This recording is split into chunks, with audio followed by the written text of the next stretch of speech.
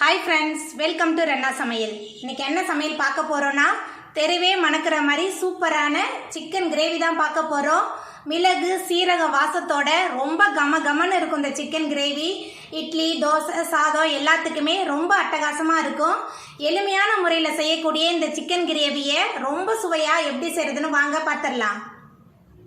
Chicken gravy பண்ணுறதுக்கு எண்ணெய் சேர்த்துடலாம். 3 டேபிள் ஸ்பூன் எண்ணெய் சேர்க்குறேன். எண்ணெய் சூடாயிட்டு இதில் பட்டை கிராம்பு ஏலக்காய் கல்பாசி சேர்த்துடலாம். நம்ம சேர்த்த பட்டை கிராம்பு ஏலக்காய் கல்பாசி எல்லாம் நல்லா பொரிய ஆரம்பிச்சிருச்சு.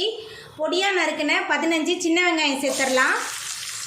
அது கூடவே ஒரே ஒரு பச்சை மிளகாய், அதுக்கப்புறமா அரைச்சி வச்ச ஒரு பெரிய வெங்காயம், அரைச்சி வச்ச ஒரு தக்காளி பழம் எல்லாத்தையும் சேர்த்துட்டு நல்லா வதக்கிடலாம். நம்ம சேர்த்த வெங்காயம் தக்காளி எல்லாம் நல்லா வதங்கி வந்துருச்சு.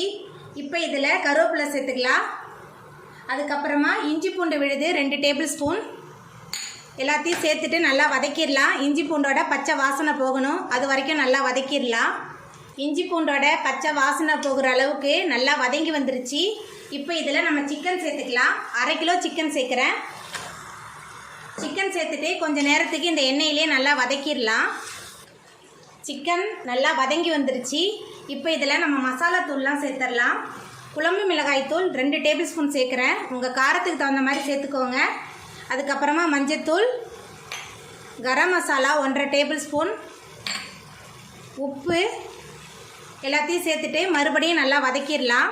நம்ம சேர்த்த மசாலா சிக்கன் எல்லாமே நல்லா கலந்து வதங்கி வரணும், அது வரைக்கும் நல்லா வதக்கிடலாம். நம்ம சேர்த்த மசாலா சிக்கன் எல்லாமே கலந்து நல்லா வதங்கி வந்துருச்சு. இப்போ இதில் நம்ம கொத்தமல்லி தழை தூவிடலாம். அதுக்கப்புறமா சிக்கன் வேகிறதுக்கு தேவையான அளவுக்கு தண்ணி சேர்த்துடலாம். நான் கொஞ்சம் தான் தண்ணி சேர்க்குறேன், ஏன்னா சிக்கனே தண்ணி விட்டு தான் வேகும்.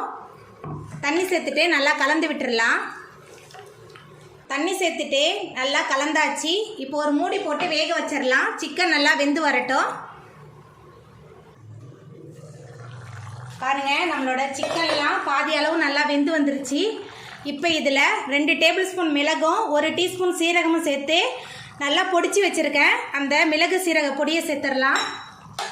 மிளகு சீரக பொடியை சேர்த்துட்டு கலந்து விட்டுடலாம். எல்லாமே சேர்ந்து நல்லா கொதிச்சு வரட்டும். மிளகு சீரக பொடியெல்லாம் சேர்ந்து நல்லா கொதிச்சு வந்துருச்சு. எண்ணெயும் பிரிஞ்சு வந்துருச்சு பாருங்கள். இப்போ மேலால் கொஞ்சமாக கொத்தமல்லி தழை தூவிடலாம். கொத்தமல்லி தழை தூவிட்டு நம்ம அடுப்பை ஆஃப் பண்ணிடலாம். அவ்வளோதாங்க, நம்மளோட சுவையான சிக்கன் கிரேவி ரொம்ப சூப்பராக ரெடி ஆகிட்டு. எளிமையான முறையில் செய்யக்கூடிய இந்த சுவையான சிக்கன் கிரேவியை நீங்களும் உங்கள் வீட்டில் செஞ்சு பாருங்கள். இந்த வீடியோ உங்களுக்கு பிடிச்சிருந்தா லைக் பண்ணுங்கள், ஷேர் பண்ணுங்கள், கமெண்ட் பண்ணுங்கள், சப்ஸ்கிரைப் பண்ணுங்கள். அப்படியே பக்கத்தில் உள்ள பெல் பட்டனையும் கிளிக் பண்ணிடுங்க. நன்றி.